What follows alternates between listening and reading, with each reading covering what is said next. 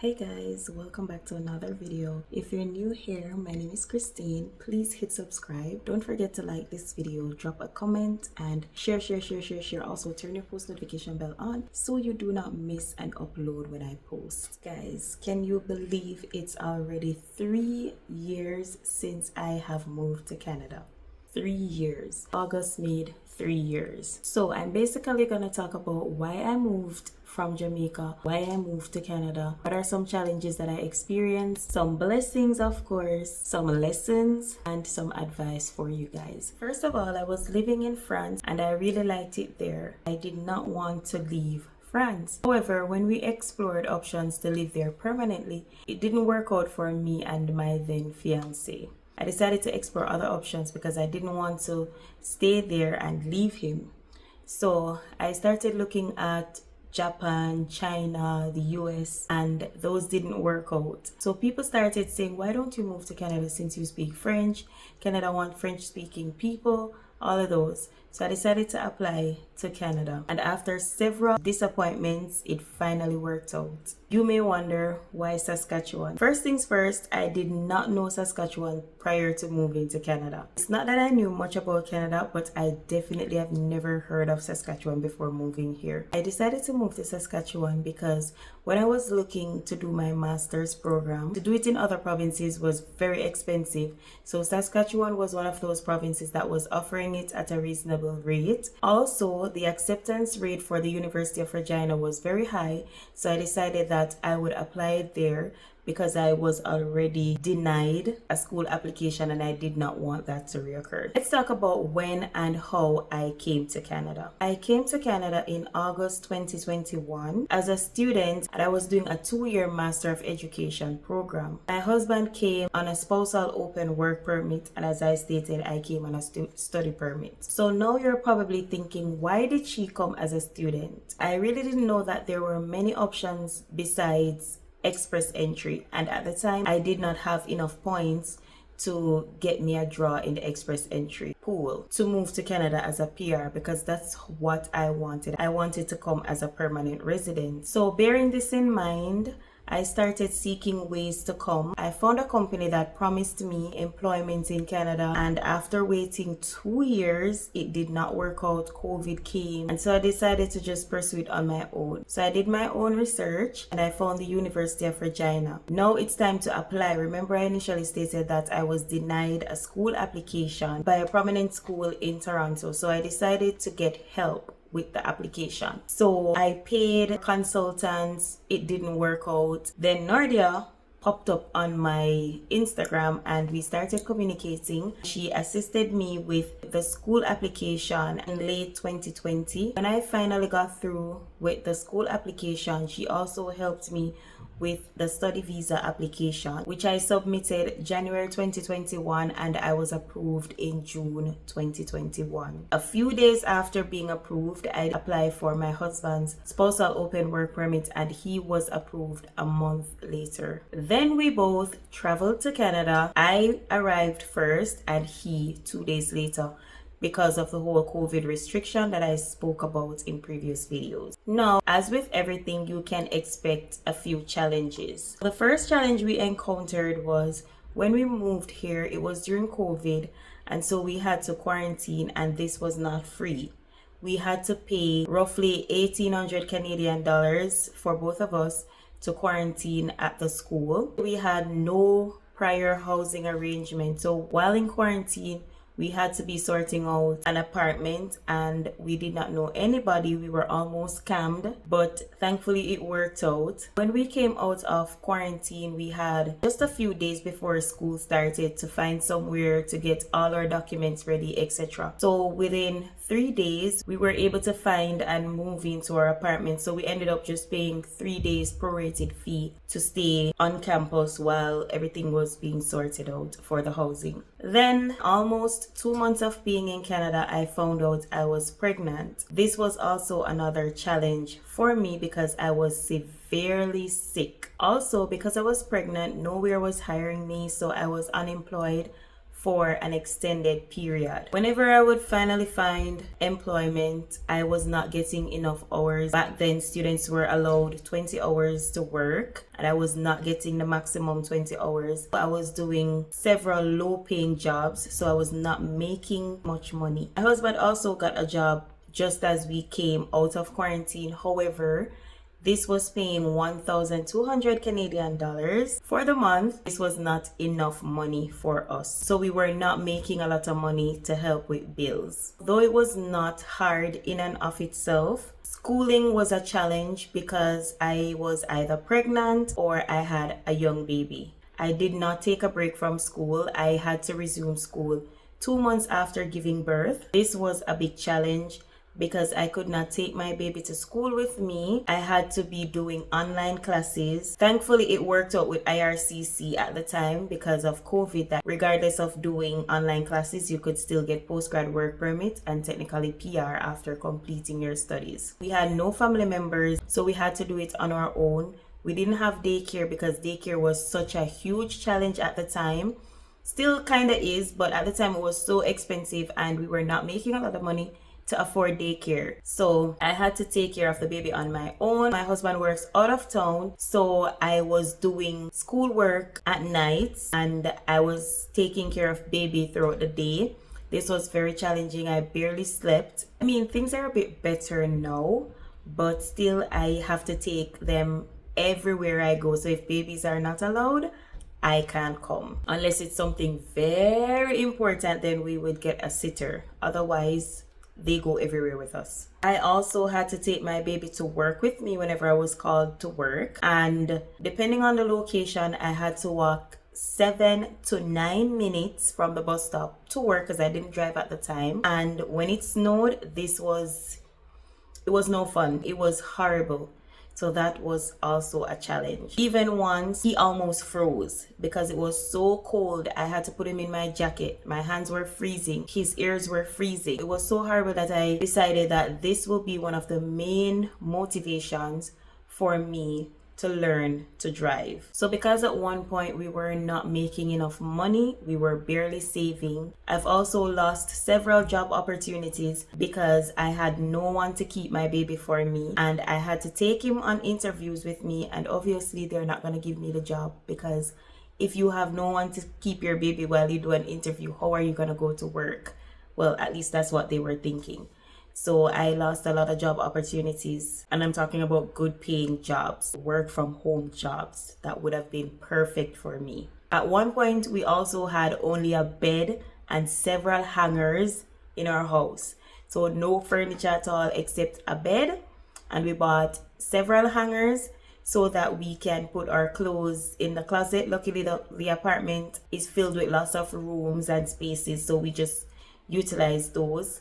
And we were happy, we were satisfied, but I'm just saying. Also, my husband works outdoors, so that's a challenge for him because he has never encountered snow prior to coming to Canada. Additionally, when he just started working, we didn't have a car and he had to be taking the bus to work, which means that he would walk 15 minutes in the snow to catch his connection. Though this did not seem a challenge at the time, but taking a bus with a baby, looking back, I don't know how I did it. I would consider that another challenge. And those are just some of the challenges that I can remember now. Obviously, there's more, but that's just what I can remember now. Let me just share with you some of the things that we did to alleviate some of the burden or some of the challenges. So we made sure that we did extensive research. We researched our PR options while I was still studying. We also researched housing because, like I said, we had no one to arrange housing before coming here. So we had to do it while we were here, and we had to make sure that we get somewhere that's at a point where it's close to shopping because we didn't drive.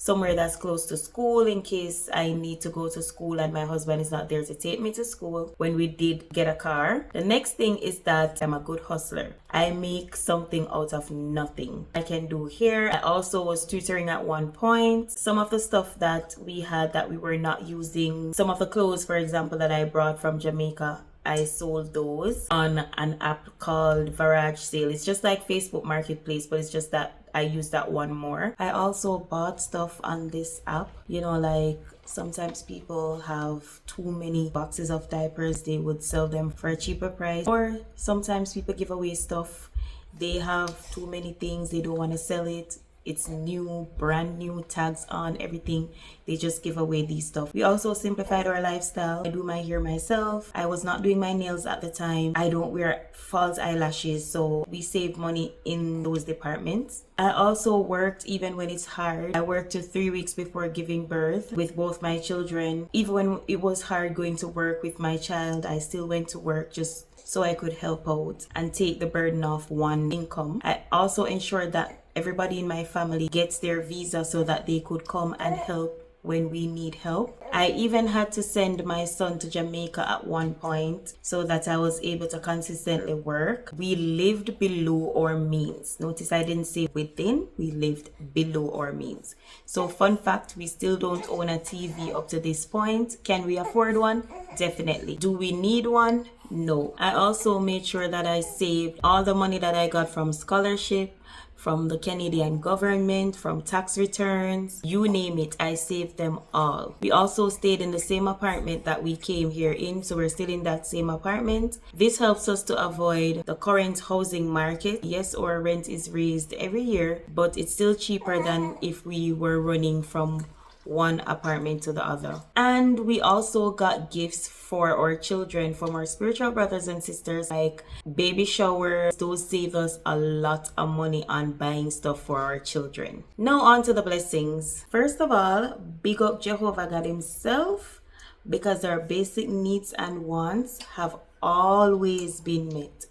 Always. Also, we have 2 lovely children that were born here in good health care, and they have strong passports. Grateful for that. As I mentioned, our family members have visa. They get the opportunity to visit Canada. Our goal was achieved as we got our PR in hand just 6 months after I finished my studies. And you know, your girl finished school very strong, excellent grades and scholarship throughout. We also drive a nice car. Also, we were able to learn and unlearn certain traits and practices which make us better people. I've also had the privilege of influencing and helping several people to visit and study in Canada. I also have to talk about how much my YouTube channel has grown since sharing my Canada journey, and I've also had the opportunity or the privilege of working with several brand companies, so I don't have to purchase certain stuff like clothing because I do brand promos. I am also now in a flexible and better paying job, and of course we have a community of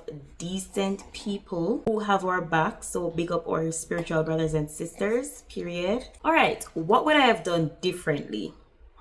First of all, instead of studying, I would definitely have done more research to see that there are several ways or several avenues to come to Canada. So instead of coming as a student, I would have come as a PR, so research those routes some more, because it costs so much money to do my master's and I am yet to use it. But I don't regret it because it helped our PR process. So no regrets. Next thing that I would have done differently is study something else so that I could be more marketable. Instead of staying in education, I could, you know, flex from one job to the other or from one field to the other. I am a loner and I'm telling you, it's not too late, but I would have joined a community sooner, a support group, a support community, a support person sooner. I would be more open to making friends. I do know a lot of great individuals, great people who have my back, but I still do not have a friend in Canada. You know, that person you can sit down and just be open with, that person. You know what I mean when I say a friend. Yeah, I still don't have that. And there were many opportunities where I could get that. Well, I don't know if it would have worked out, but the opportunities presented themselves, but I just did not pursue it. I would also be more open to getting help rather than always relying on myself. The next thing is being more confident, knowing that you're different and just turning things up a notch. I I regret not doing that earlier, especially in job interviews, because I tend to not sell myself in those areas. Like, I feel like people should know that these are the things that I own, these are the things that I have. Look at my resume, look at my qualifications. I don't need to convince you, but then I'm competing with people who speak the same, people who sound and look the same. So confidence is necessary in those areas. Also, I regret not appreciating each season in the process. I'm not talking about literal season, but that too. Our destination was to get PR, not the final, but the biggest step was to get PR. And so that was our main focus while going through Canada. So we were always just saving all our money for the destination, or, you know, to have a smoother journey. We were just focused on that.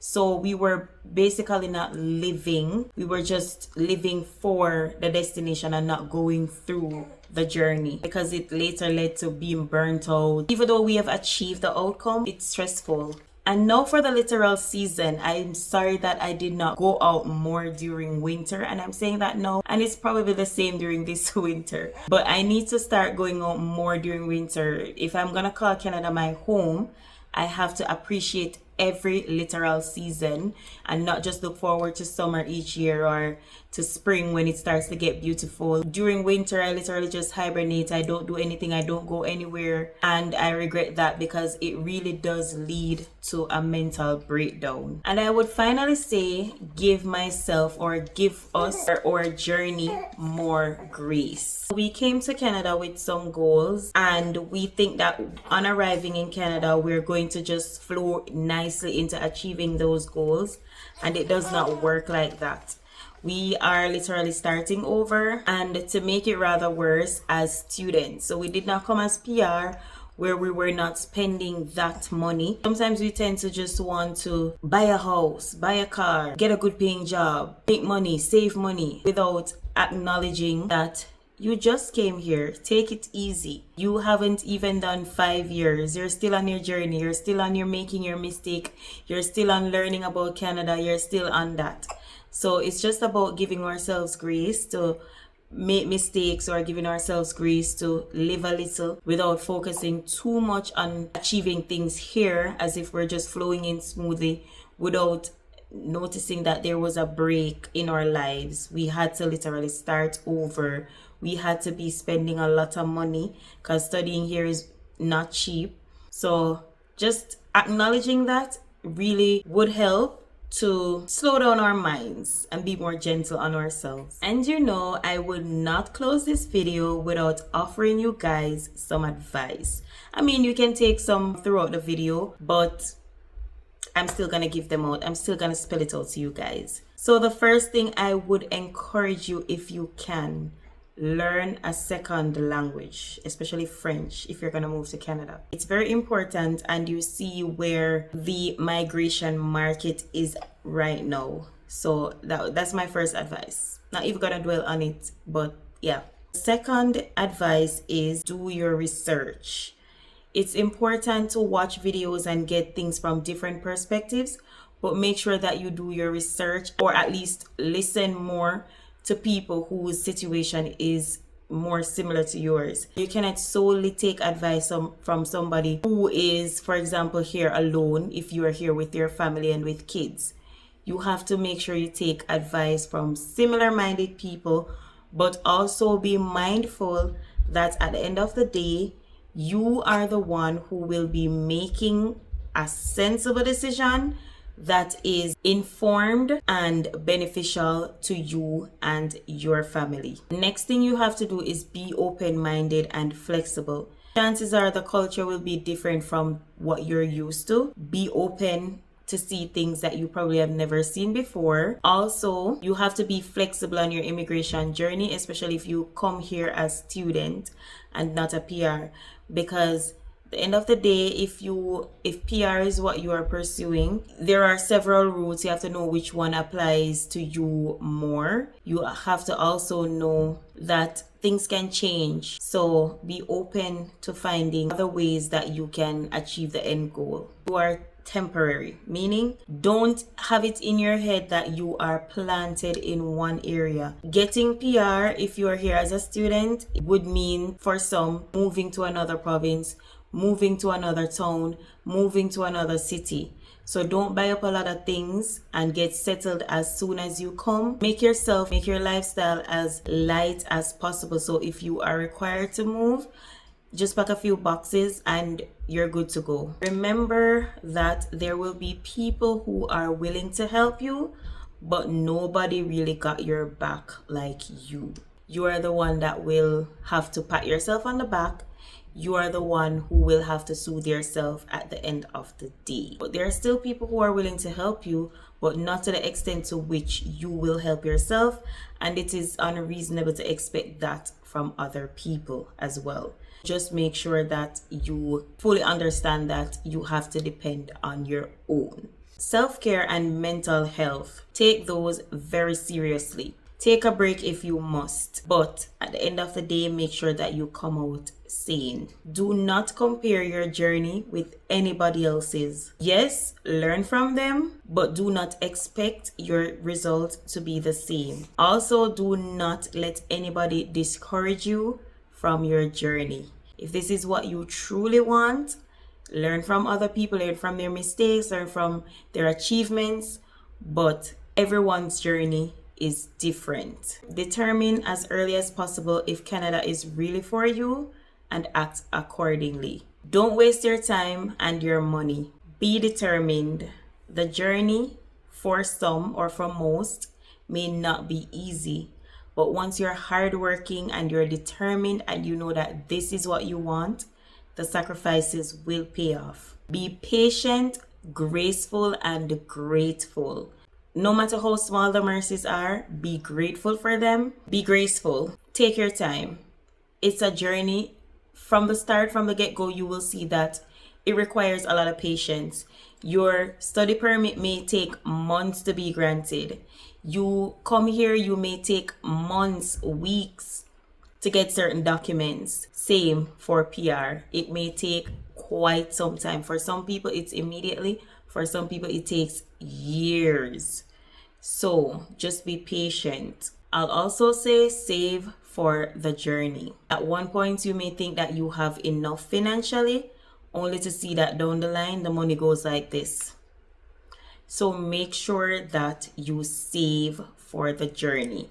If you ask anybody, they will tell you that migration requires money. So, for example, you may have more than enough for your study journey. Then an opportunity comes up where you can apply for PR, but because you don't have enough funds, it passes you by. You have to save for the journey. And I'm not saying that you are rich, and I'm not saying that you should have the money, but what I'm saying is you don't have to have certain things. Make sure you put down money as best as you can, so that if something comes up that requires money, you're not in a position that you cannot jump on it. Be humble. Migration requires a community. The community does not necessarily have to resemble what you're used to. It can be from a different background, from a different culture, from a different country, but be open and humble enough to accept people. And I'm a loner, and I'm telling you this. Earlier you make friends, good friends, of course, people who can guide you, people who have your back. The smoother your journey will be, because you're going to need somebody to talk to. You're going to need somebody to offer you help. So be open to meeting the right people.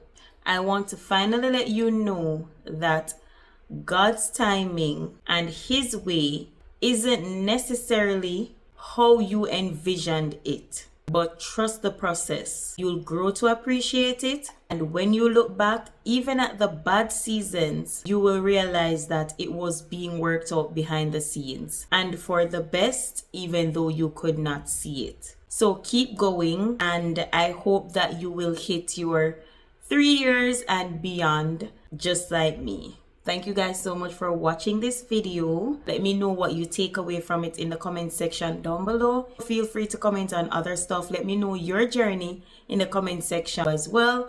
Don't forget to hit like. Please, if you are new, subscribe to the channel. Don't be scared to share this video so that other people can benefit from it and be encouraged. And guys, don't forget to turn your post notification bell on. This is how you will know whenever I drop videos. Until my next upload, bye.